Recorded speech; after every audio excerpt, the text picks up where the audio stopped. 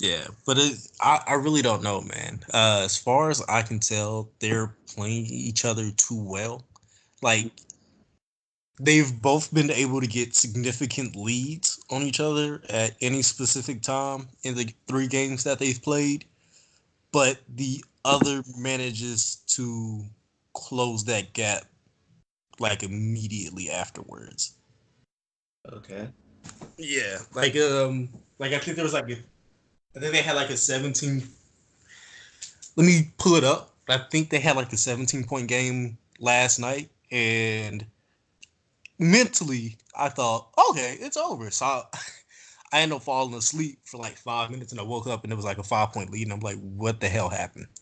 Mm-hmm. Um, Game two, pretty much the same thing. Going into halftime, they're tied, and then Portland just ran away with it. Um,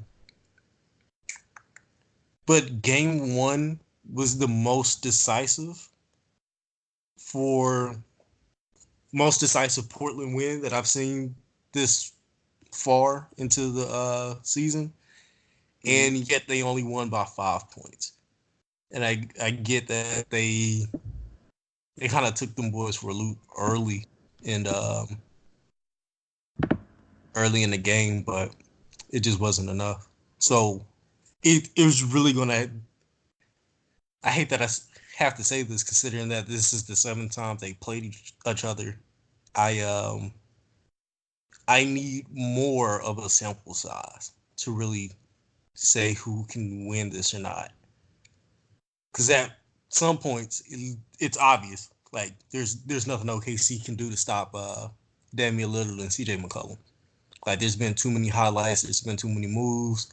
There's been too many shots where it's like there's no freaking way that OKC can do anything to kind of slow them down at any given point. And then you have times where it's like,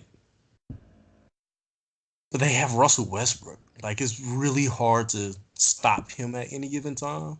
Mm-hmm. And of course, there's Paul George who puts up the numbers, but it's like in the most efficient way that I've ever seen Paul George do anything. Like, like for this series, he's not shooting well at all, bro.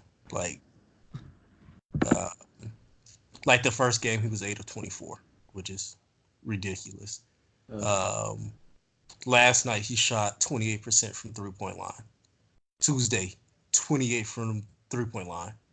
Sunday, the first game, 26% from the 3 point line. You can't beat anybody shooting like that. And then his just like his efficiency has been like terrible. Like mm, 33% in the first game. Like why are you out there, bro? Stop shooting. Slow down. 55 in the next game, but they still lose by 20. Like it doesn't matter what you were doing. And then last night, 18%, and I get it, it's the shoulder injury, but I don't care. Like it's it's hard for me to ever say like you should perform better just because you are a superstar, mm-hmm. but it's like we need you, bro. Like Russell Westbrook can only do so much because he's having his own shooting struggles, except last night. Mm-hmm. And I think they showed a stat for like going into game two, Damian Lillard has almost more threes than the entire Thunder team. Like I want to say not even Terrence Ferguson or Jeremy Grant had a three coming into last night, but yet they were both able to shoot over 70% from three. Like Ferguson went 3 or 4 from three, and then Jeremy Grant went 4 or 5. But if you can't do that on the road and you're the lower seed, then you kind of just sealed your fate. Like there's nothing you can do now. Like the game is over. Um, but you know me, being the nerd I am, I have written a quick piece about the way the Thunder need to play to win. and it's pretty much based off what they did during the season. Is they have to shoot the three well. I want to say they're shooting. Let me pull it up. They're shooting the second worst in the entire playoff field at 27.8% as a team. If Mm-hmm. they shoot like that, they are not going to win. Last night they won and they were shooting like 52% from three. And in my opinion, they barely won that game. But so if you barely win and you have to shoot like a crazy amount of threes at a crazy rate, it's hard for me to buy stock right now. But with that being said, I don't know if this Portland defense is the actual Portland that I'm used to seeing. Like I'm used to them being trash at offense. I mean not offense, but defense. Like you always got to worry about them. You got C.J. McCollum, Enes Cantor, in my opinion, is one of the best offensive centers in the league. Mm-hmm. But we all know how bad he is on offense. I mean defense. Like, Right. but even he's playing well, so that makes me nervous. It's like you're literally you have everybody clicking on all cylinders. But what I can say for sure, whoever comes out of OKC and Portland, they are going to be the team that makes it to the Western Conference Finals. Think so? Oh yeah, hands down. Because let's say they play the Nuggets. Have you seen what the Nuggets have been doing so far? I have not actually. Yeah, you know they're down 2-1 against the Spurs, I'm looking at that now. Yeah. and it's not like DeMar DeRozan and I always forget buddy name. He used to play for Portland. LaMarcus Aldridge have been putting up like 50 balls or 40 balls on them. They've been doing their averages, and it's been the role players that have been killing them. And if you're not going to be able to have your role players kill Portland or OKC. Like you're not going to have. I can't think of anybody on the Spurs who can match up with Jeremy Grant. I get it; he's not going to be a focal point, but when they play smart, they play smart. Mm-hmm. Same thing with Steven Adams. They don't have a center that's going to be like, oh, he can really take out Steven Adams. No, I'm not worried about that at all. Um, who's going to stop? Who's going to stop Russell Westbrook? If Terrence Ferguson is hitting his threes, you space out the floor like that. Yeah, and then Denver just looks sick on the court. Like Jokic isn't looking like how everybody was like, he might be a top 5 MVP candidate. Now they're like, ooh, I'm so glad I didn't vote on that man because that would have looked so stupid in retrospect. But he's looking rough these playoffs. He's not looking rough, but he's not looking like everyone who's saying, yep, he's definitely a top 10 player. It's now like, yeah, he might not be a top 10 player in the playoffs. And I Right. completely understand it. Like for the most part, his game isn't there yet for him to be a top 10 player when the playoffs start. Like they kind of they have the Nuggets have a really strong pace to their game, and with the playoffs slowing that down, it's kind of like, yeah, there's a reason why Steve Nash didn't have a ring. Like you can't do that when people are like, oh, okay, yeah, we have like 82 games worth of tape on you. We know how to stop you. Right. Yeah. Oh, so something a stat I saw because I caught all of like 20 seconds of the OKC game, but before they were talking about how dudes had been scoring off Westbrook's passes. Did that change much last night, or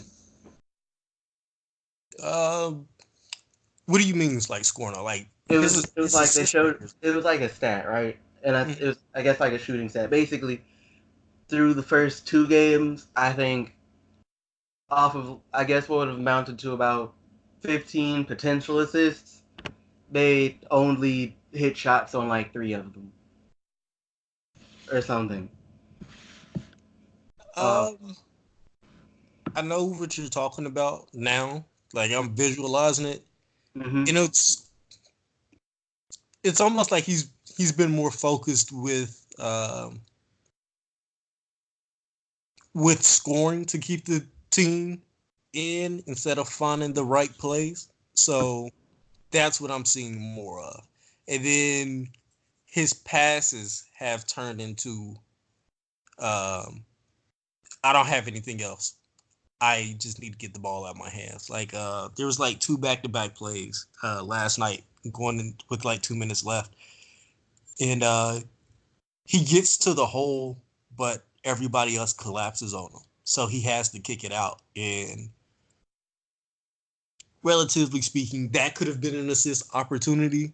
Like the person pump faked, but that side of the court was still overloaded, and somebody was able to swing in enough time to close out on that 3 point shot. So I could see, but I think the real issue there is the dudes just aren't shooting the way they were during the season. Like okay. Terrence Ferguson is looking like a completely different dude. Um, we're it's making me look stupid. I'm trying to see the postseason. Apparently, he's still stroking it, but he's not getting to the free throw line.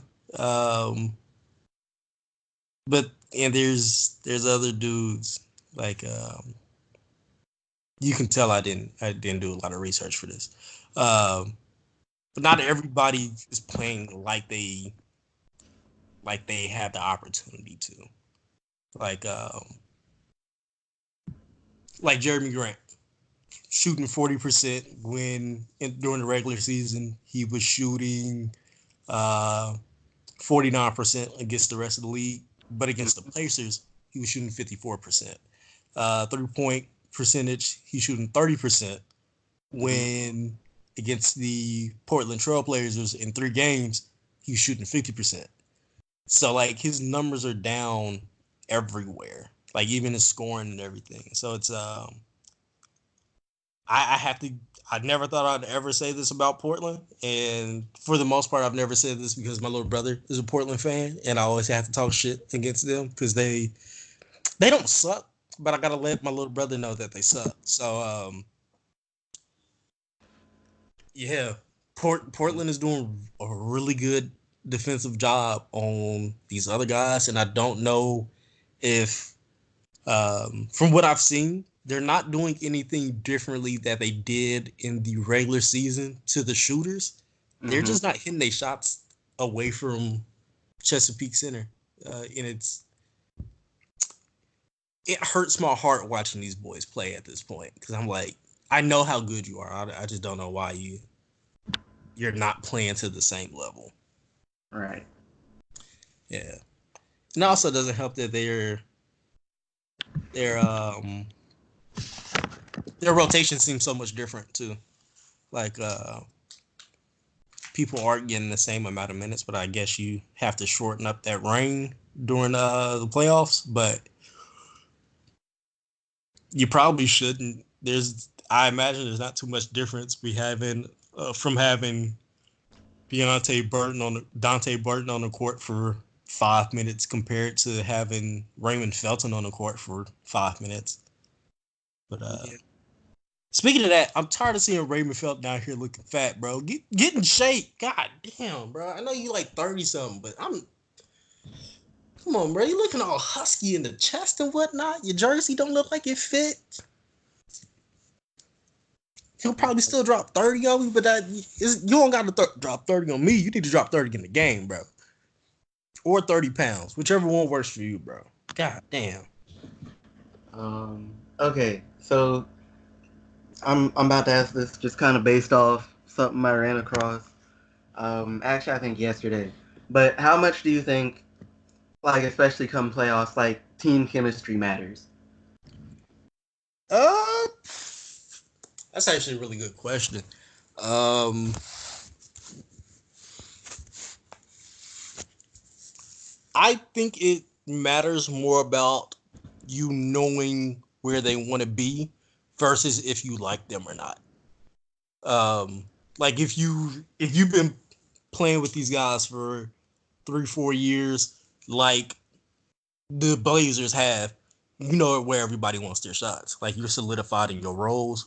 Whether you like somebody or not, it doesn't matter. They just know where to be to get this shot when Damian Lillard is feeling himself or if he's doing a pick and roll. Um, it's like Cantor's new to the team. I think they signed him back in like February off like waivers or whatever. Mm-hmm. And he's doing a really good job, like period in that system. I guess that also helps that is I guess I'm about to lie with this statement. It's not too much of a difference between him and Nurkic. Mm-hmm. Get well soon. I feel like we haven't said that yet. It's not too much of a difference between those two on the offensive end, but Mm-hmm. he's done a good job. Like in the first 2 games, he was getting well. Like first game and a half, he was getting beat off most switching. He wasn't in the right position, but lately it's been I know where to be and how to do it like all day. Um, so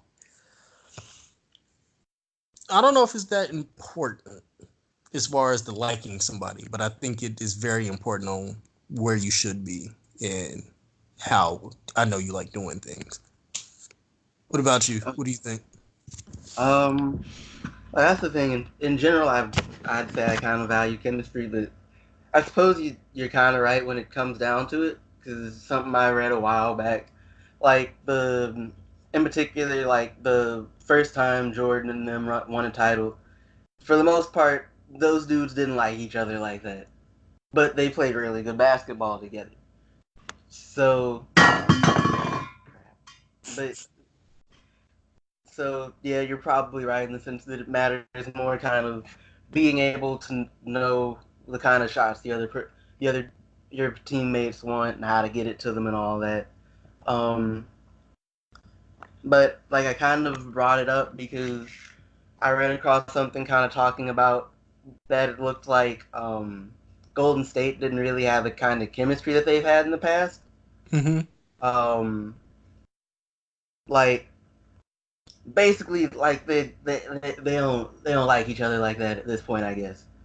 But it's also kind of like doesn't matter in light of like the talent that they have and all of that.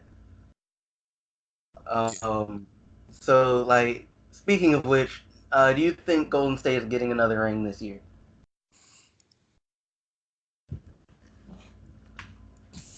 Something tells me yes, but like they just don't look the same.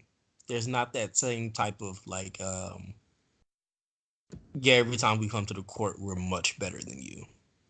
Like we don't really have like we're gonna laugh and smile the entire time whether we up down 20 or up 20. They don't have that. They look like they'll bark at each other a little bit more even if they got the lead. Um so with that being said, I still think they're going to get another ring, but it really depends on. We will see how everything works out for them in the second round. If they easily beat Houston, there's nobody can do anything to them outside of maybe the Bucks. But yeah, yeah, we every to answer your question, yeah, I think they'll get another ring. You don't think that anybody from like outside of the Bucks, you don't think like Philly might be able to get them or Boston? Definitely not Boston. Um, yeah, definitely not Boston. Oh, Toronto. Philly, I forgot about Toronto. Oh, definitely not Toronto. Whew. Okay, why? All right, before we can, why not Toronto? Not enough weapons. Like I know they retooled like Kawhi. Kawhi's Kawhi. He's the Hmm. only person in the league that, well, not one of the few people in the league that can match up with KD on the defensive end. But there's not enough on that team after you get past like the top four people. Like like once you get past, because I don't trust Kyle Lowry.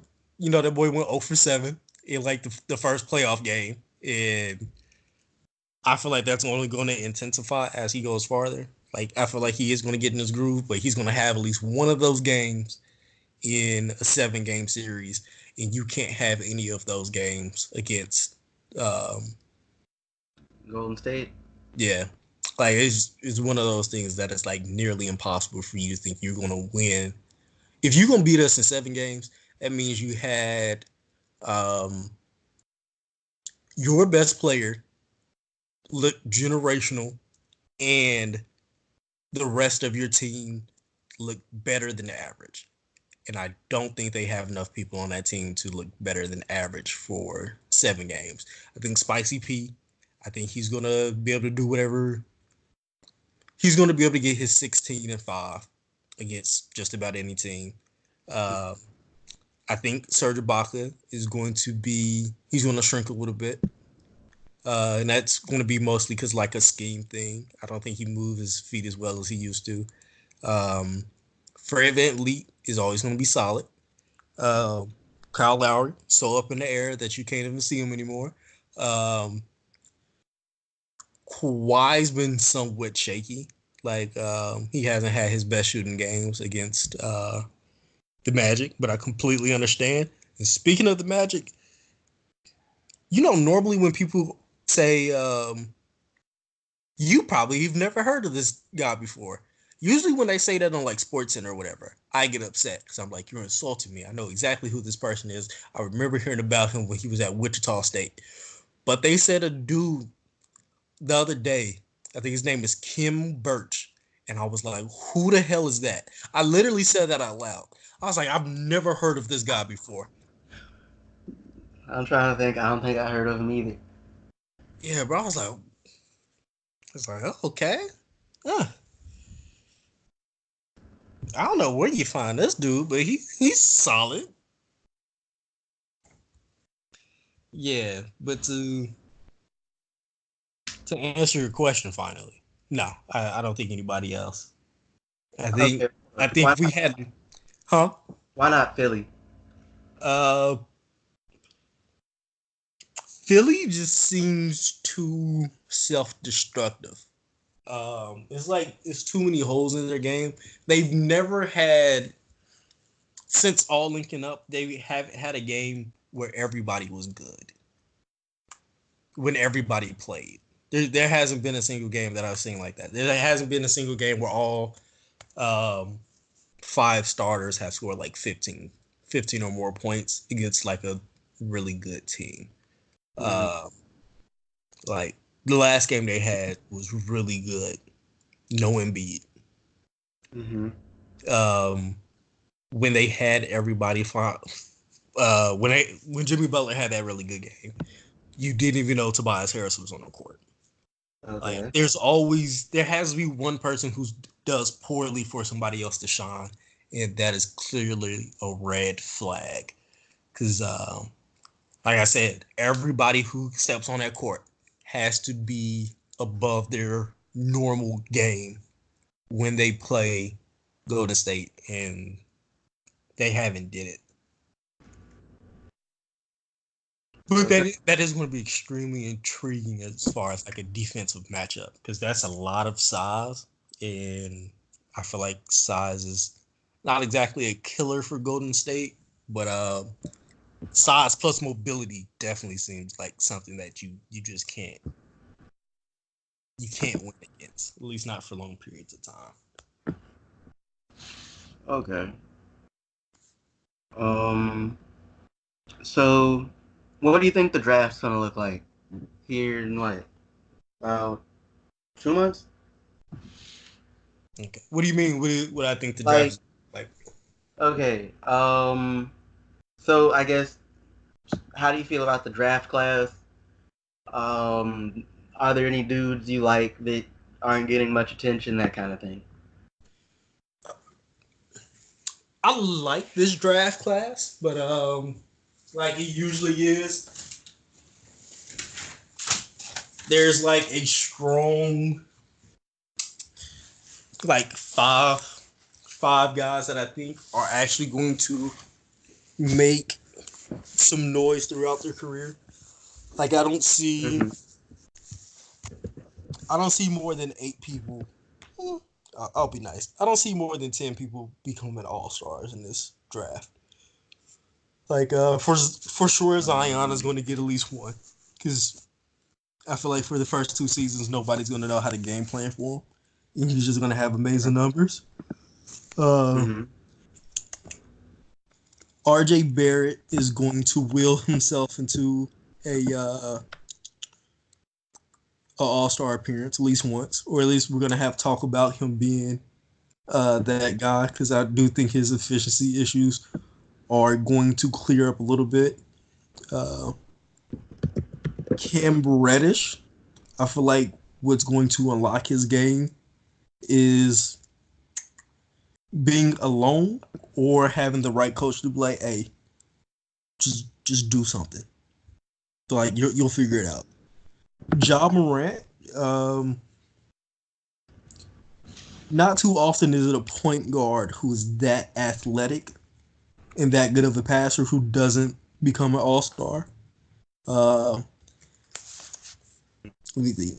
Even if he isn't like amazing, I can kind of see like some Eric Bledsoe in him. I think Bledsoe's never been an all star, has he?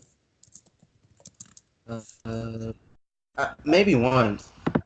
Yeah, or at least I know he was at least close to being an all star. Yeah, he was never an all star. He was close though, and Okay. I could see that easily happening for him. Who else? I think Nasir Little is going to show us some big differences. Don't ever think he's going to be a all. Yeah, I don't think he. Actually, he. I see a lot of. I see a lot of Denver Nugget Andre Iguodala in his game at his peak, and to me that was one of my favorite Iggy's. Uh,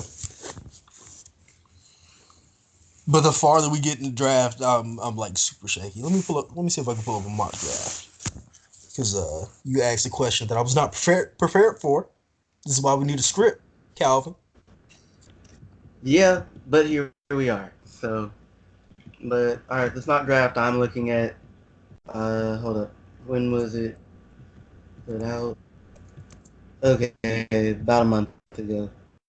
Um, all right, so this one's old-ish, but has Williamson going first? Uh, Hey, Morant going second. I just found one that came out on that was updated on the 18th. I'll send it Okay. to you. All right. Yeah, but the one I'm looking at says Zion number one, John Of course. Morant number two, RJ Barrett Mm-hmm. number three. Uh, Mm-hmm. this one I really don't like going this high. Rui Hachimura. I learned how to say his name. Uh, Rui Hachimura going at number four, which I think is entirely too high. Um, Okay. I think it's. I actually like him. I'm not sure if he I, should go that I high, like but I him actually like too. him. I like him too, but I don't like him at number four. But Okay. I guess when you look at the rest of the talent, it makes sense. Um, they have Kobe White going at number five, which is an actually never mind. I like Kobe White. I'm thinking of the other point guard that kept Darius Garland, who kept staying like in a high lottery, even though we haven't seen him in months. DeAndre Hunter at Mm. 6, who I also do not like. Um, but we'll get into that later. Jared Culver at 7, who I'm down for that. Um, Number 8 going to your Memphis Grizzlies, who probably won't get that pick. Uh, Jackson Hayes. Folks don't want to have the pick, truth be told. Why? Well, it's so here's the thing. That that pick is going if it out if it's basically if it's outside the top eight, it conveys to Boston. Right. Um, and for whatever reason, this draft is considered a fairly weak one, particularly out of like the top like two or three. For whatever reason. I but and so basically, but the thing is, if it doesn't convey to Boston this year, then next year it's only top three protected, and by 2021 it's completely unprotected. And I guess the assumption is that we're going to continue being trash for a few years. Yeah. Um, so we're basically better off if Boston gets it now. I think that's the general train of thought that goes with it. Okay. If you look at it that way, then yeah, I could see wanting to go ahead, have this little funky top 8 pick that will inevitably be one of the people who will become an all star, because that's just how the dice rolls when Boston has your pick. Yeah. Um, but yeah, number 9, Nasir Little going to the Hawks, which I like, even Mm-hmm. though I think that's coming from uh, that pick will be coming from my Dallas Mavs. So yeah, number 10, Bruno Fernando. I Mm-hmm. seen him. He's a big dude. Number 11, Cam Reddish going to the Lakers, which I really like, even though they're going to use him sparingly somehow, like they did my boy from Kansas, Svi Mikhailuk. Shout out. Number 12, Keldon Johnson. Number 13, Nikhil Alexander. I'm pretty sure he has a longer last name than that, but I'm not about to look that up. Mm-hmm. Uh, KZ Akpala from Stanford. Then Darius Garland, Romeo Langford, Senku Deboye. They got Bobo super dropping all the way down to 18. Charles Bassey going at 19. Lewis King. Then Tyler Hero. I don't hate Tyler Hero. I'll take him for OKC. Goga Bitterdays. I'm pretty sure I got that wrong. Daniel Gafford, Nas Reed, Mafundu Cabangeli, um, Brandon Clark, PJ Washington, Jordan Norwa, Dylan Windler, and Ty Jerome rounds out the first 30 picks. Um, wow. You remember Kevin Porter? Kevin Porter, Kevin Porter. He. I feel like I recognize that name. Yeah. Yeah, at one point they had Kevin Porter from USC going like a top 5, top 10 pick earlier in the season. Right. But boy, did they drop him. They got him as a 33. Well, NBA Draft.net has him as number 33. Mm-hmm. Wow. Um, but yeah, the names getting much smaller as you keep going. Um, and I personally don't have an issue with that. But I don't know. Yeah, I there's think, but they have Carson Edwards in the second round. yeah they do. And again I don't know if I told you guys this, but Carson Edwards reminds me of what's gonna happen, what has happened with Josh Hart. You remember when he got to when he was drafted, they were like, "Oh, second round throwaway player. He might not see the floor, or he'll spend a lot of time in the G League." and then the Lakers lakered it up, and he got a lot of playing time. And we're like, oh, Josh Hart is actually really good. He can run both positions. Mm-hmm. And then when they started talking about trade talks, and everybody was like, I think Josh Hart might be untouchable. I think Carson Edwards is going to have that same effect on when he comes into the league. Like nobody's going to really want to. Everybody's going to think lowly of him until he gets on the court, and then you're going to be like, oh, he can actually play. And I'm like, yeah, he did put up like this. I don't know if you were on this podcast, but Carson Edwards put up a top 10 scoring average all time in the NCAA tournament this year. I believe it. What was Like it? Who they playing? Virginia, I think it was Virginia. Where he put up what, like 43 points, and they took the L. I think the Like, best part about that is that wasn't his first time putting up that scoring total. In like 2 games before he had put up 42. okay. So like, buddy can ball, bro. Even if he comes in and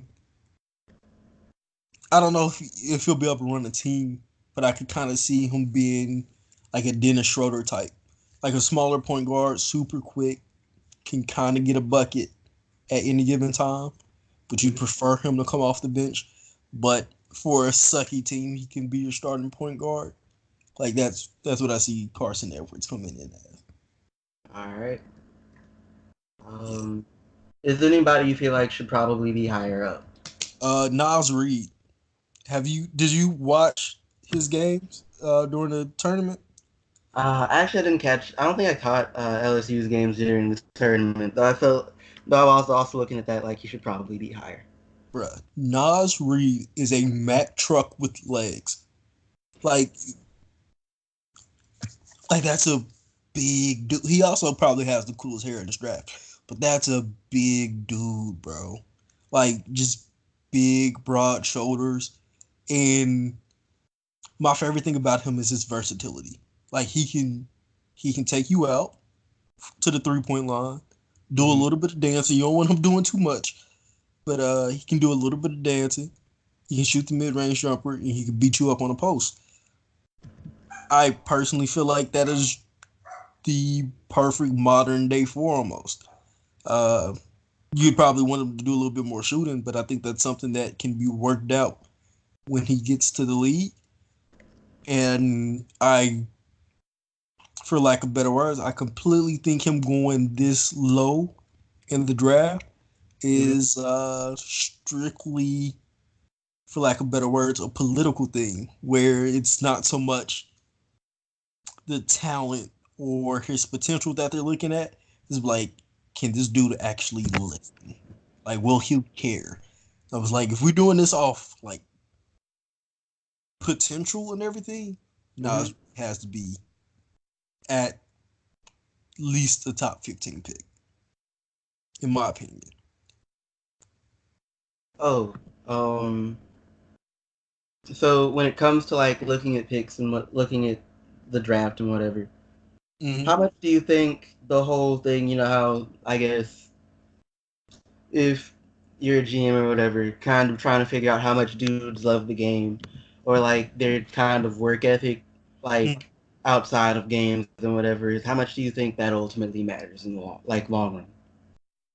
I think it matters. I think it matters based off how good they are when they don't care. Like, let's go with Andrew Wiggins, for instance. I don't know if he doesn't care, but when he's locked in and you can actually see it, like when anytime he plays against OKC, you're like, oh yeah, that dude deserves $100 million. Mm-hmm. But when you see him play against just about anything else, you like, why in the hell are they giving him $100 million? Like, can we give him 20 over the next four? Can we restructure his deal like that? But any other time is really Like if that's it. Like if you're if you're half assing like all year when they were like LeBron seems like he's kind of dogging it, and yet he comes out with 28 points, 8 rebounds, and 8 assists. It's Hmm. like, yeah, this is a down year for him. That's the person you want to. That's the person where he's like, I don't care what his work ethic is. I don't care at all. He's just really good. Uh, you think there's anybody in this draft like that? No, no, I do not. Um, Zion Williamson. Let's like take Zion Williamson for instance. If Zion Williamson does not care, Zion Williamson is barely in the lottery because so much of his game is because of effort.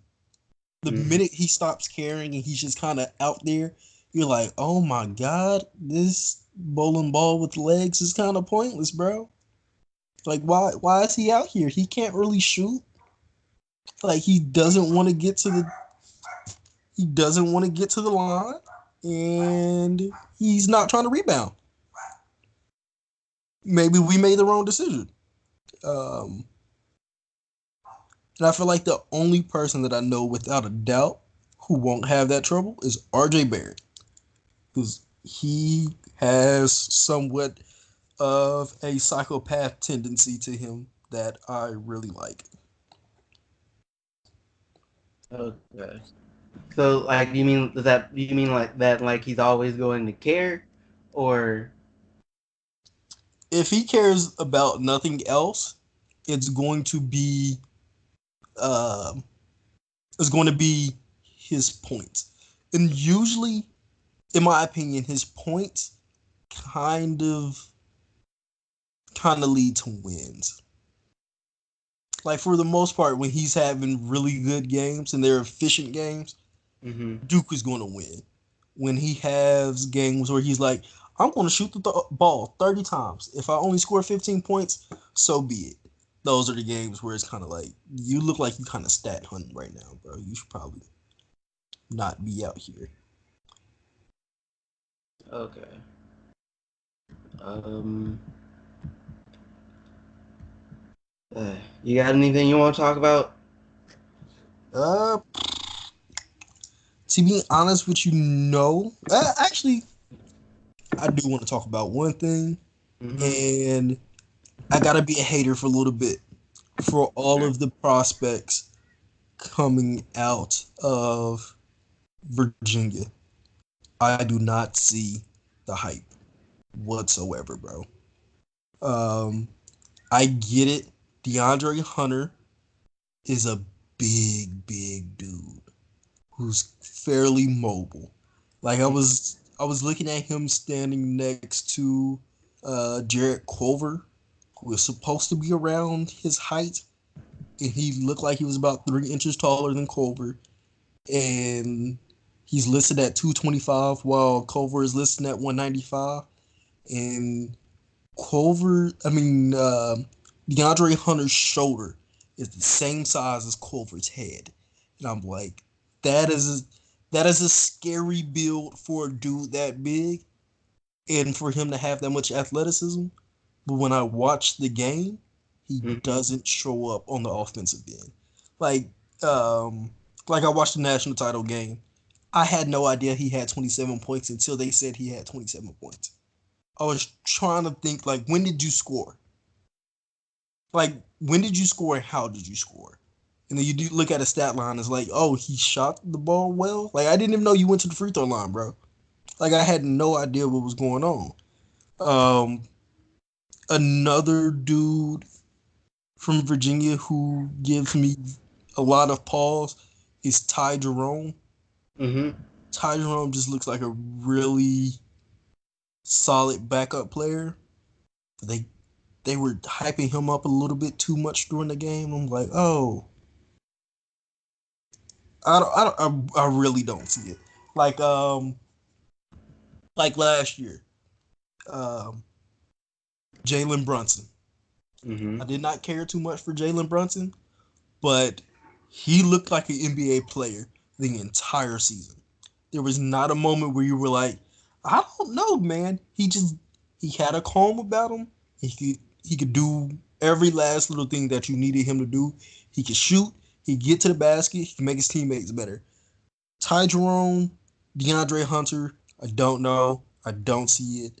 And I have a tendency where there's like two prospects that everybody's really high on that I'm like, I don't know why you guys like him so much. This makes no sense whatsoever.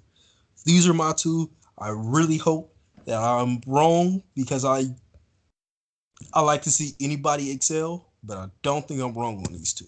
But we will see in 10 years or two. We'll see.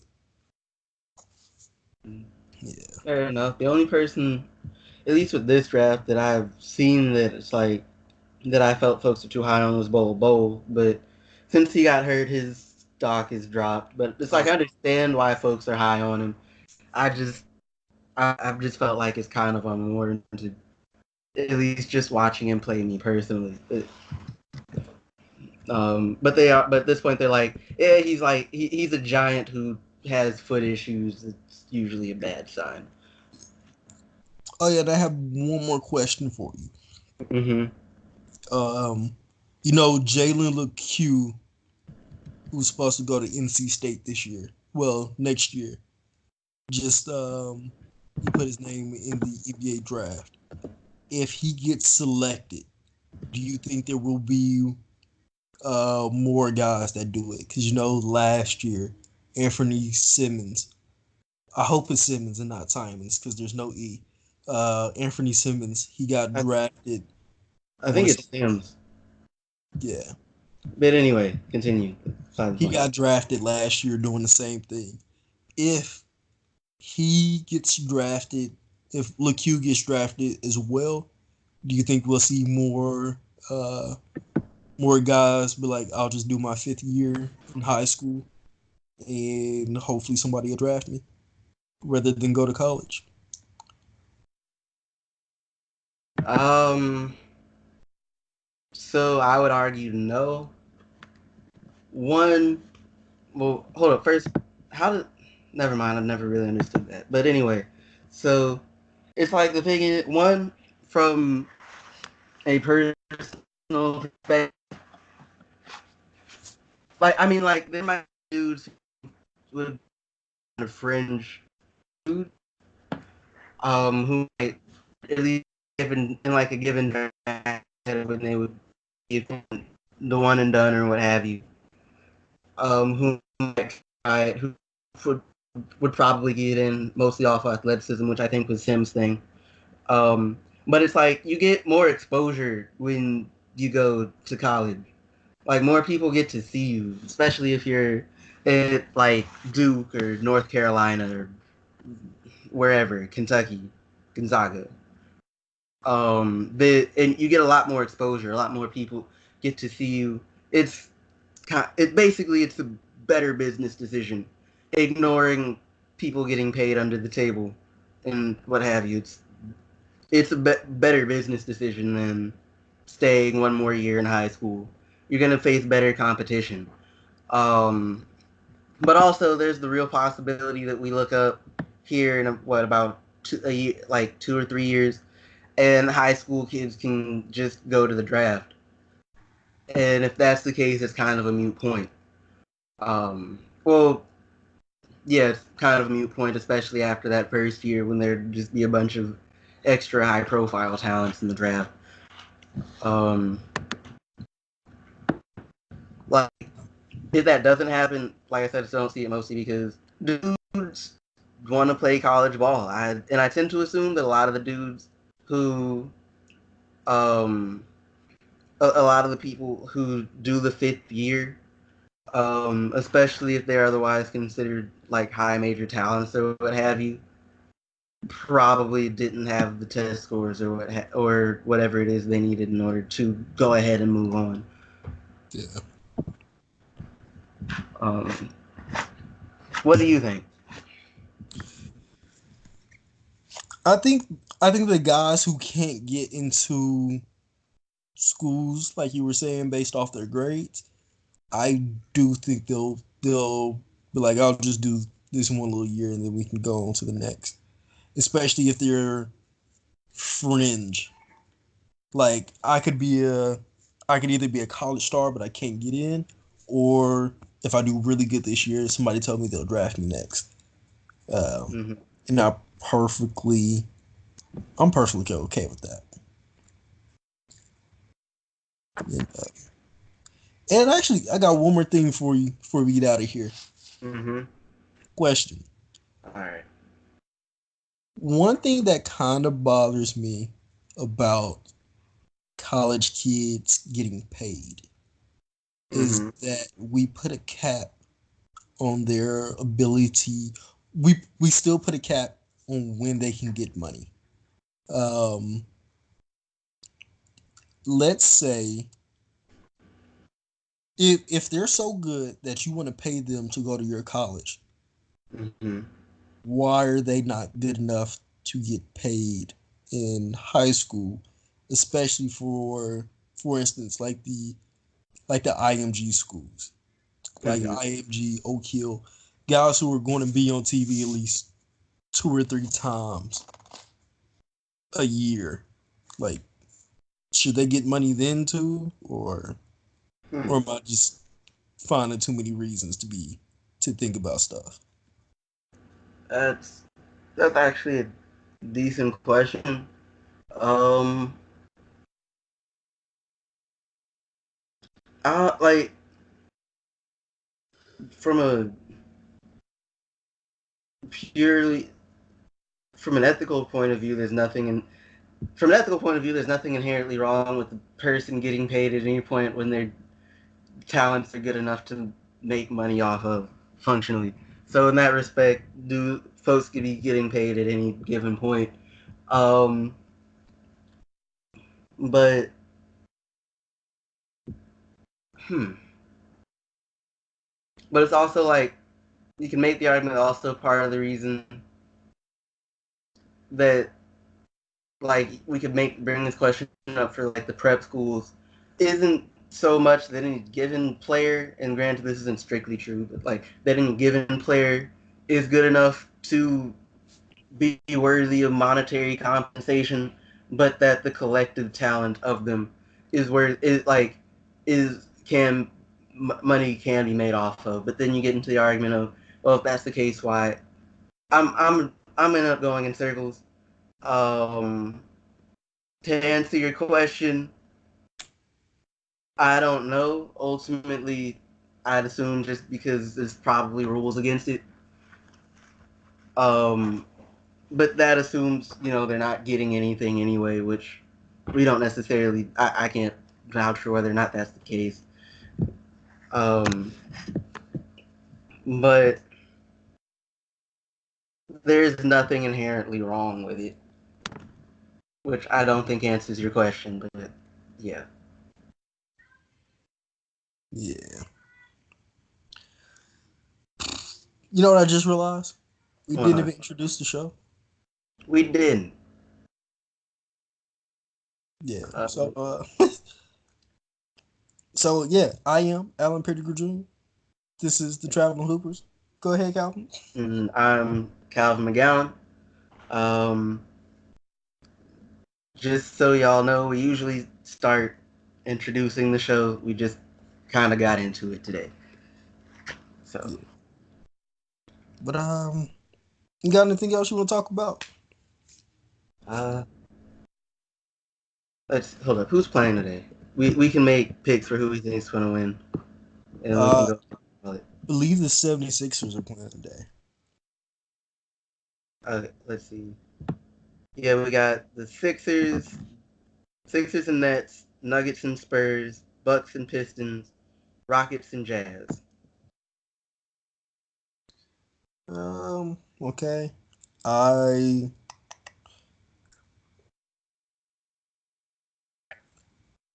I got the Nuggets getting a win. I got 76ers with a win. And you said what was the last team that you said? We have Bucks and Pistons, and we have Rockets and Jazz. Oh, and I got the Rockets trying to go for the sweep. Wait, this one's at Utah. Hmm. I still got the Rockets. Okay. Yeah. See, And I Bucks made and it. Pistons. Hmm? What were we saying? Did you pick for Bucks and Pistons? I did not. Bucks. Okay. Um, I'm gonna go with the Nets for entertainment value. Mm. Um, the Spurs because they're still playing at home. Um, and they've won two of the first three to this point. The Bucks because it's the Bucks, and they have Giannis, and they're just a better team. And the Jazz, I'm gonna go with the Jazz, but I don't really have a good reason for it. Did I just pick all of the road teams? Um, let's see, you picked Sixers. They're on the road. Nuggets are on the. Yeah, yeah, you did. So I'm gonna be wrong. Uh, but yeah, all those teams are much better than the other, and there's almost no reason why they should lose. But yeah, Calvin, I think this was about done, bro. All right, All right, go ahead and tell the people where they can find you and any upcoming things you got planned. all right. Don't have anything planned at the moment. Trying to work on some stuff. But you can find me on Twitter at C McGowan II at CMCGOWANII, like the second. Just be clear, it is the second, not junior. Yeah. Yeah, don't disrespect my man's, bro. With that being said, I am Alan Pettigrew Jr. Um, I got the opportunity almost 2 weeks now to go to the Dallas Wings draft party hosted at their home arena. So I am doing a long form write up on that. That should hopefully be finished by the end of this weekend. If not, um, I'll finish it eventually, and I'll let you guys know. Uh, Oh, I'm what's up? sorry. While I'm thinking about it, like, how do you think the WNBA is going to kind of shape up this year, kind of real quick? I know we're wrapping up, but I just thought of that. Oh, bro, I'm gonna be honest with you. I have no idea. But with Brianna Stewart being out for the entire season, it Hmm. opens up the West to me. Because I at the beginning of the year, once I saw, well, not at the beginning of the year, but the beginning of last year, when I saw Liz Cambage wanted a trade from the Dallas Wings, and I saw that I cannot think of her name right now, but I can see her face. Skylar Diggins Smith Hmm. uh, would be out most of the season because she's pregnant. I immediately thought, okay, that opens up um, one guaranteed roster spot for the playoffs. And in my head, I mentally went ahead and just penciled in the Las Vegas Aces because they only lost by like one game from being over from being in the playoffs. So I was like, okay, so it's literally going to be the same exact teams from last year, except um, except the Wings. But now with the teams being switched up with that injury, I don't know, man. It's really up in the air. I think this is going to be a really fun season. The amount of talent that just got drafted into the league is pretty damn special. Even the second round had some names that you were kind of like Kalani Brown, who just won a national championship while pretty much anchoring the best defense in the country. She Hmm. the second round. Um, Megan Gustafson, who just got drafted to the Dallas Wings, the leading scorer in all of NCAA women's basketball. She got drafted in the second round. Uh, the young lady who sealed the game for Baylor, she got drafted in the second round. Uh, one of this, I don't know if she'll be the tallest in the league, Uh, but one of the tallest women in the WNBA just got drafted. She's 6'9". Um, and for some strange reason, they told her she can shoot threes, so she's pretty good at shooting threes. So they have a legitimate 6'9" stretch forward who is a little rough around the edges, but she can pretty much do a lot. Um, the WNBA is going to be very promising. I will probably be doing more segments if you watch some games because I will be covering them all this season, and Hmm. I'll probably be credentialed by then. I'm trying to get credentialed so I can cover their what's that called? Their training camp, which starts on the 29th. But I'm super excited. I got to meet the president of the Dallas Wings and their head coach and a few of their players last week. Um, Okay. it's bright, bro. It's bright, but it's shaky because I do think Brianna Stewart was um, she was one of their best young stars, and without her, that opens up the doors to so many other young ladies, but Hmm. none outside of maybe Asia Wilson um, are really cut from the same cloth as Brianna Stewart. Like she's amazing, bro. Oh. Yeah, but I'm definitely here for it, man. Can't wait. Uh, what is it? Preseason starts March 10th. I mean, not March 10th, but May 10th. Get your clocks ready. Okay. Yeah. But yeah, got a piece coming out on that. This is going to be my first piece of long form journalism. So I think I'm probably like 1,500 words deep right now. That's why it's taking forever because I don't like to sit down and do stuff. Plus, I have a job and whatnot. Um, I also just had something published today on um, what the Thunder must do to go ahead and get a win. We talked about it later to win this series. That will probably be floating around here pretty soon. I'll announce it on Twitter. But you can find me in the A. I'm on it. Okay, never mind. Y'all don't get the joke. But you can find me on Twitter at uh, AP Writes with three S's because apparently AP writes. Um, there's a lot of us with the name initials AP who write. Hate y'all. But it's whatever. You can find me on actually just find me on Twitter because I don't do anything else on any social medias. But follow us on Twitter at Traveling Hoopers.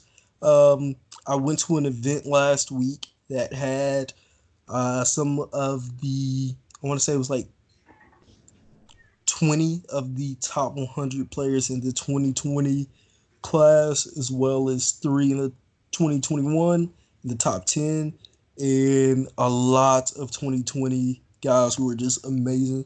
Those rankings should be coming out on the 22nd, so I'll be able to tell you more about that.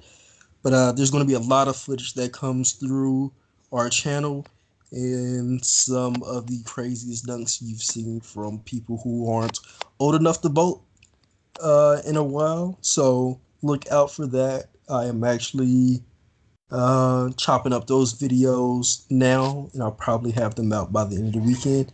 If not, they'll be there eventually. Stop asking me. I don't got it now. Damn. Uh, but but yeah, thank you guys for listening. We out.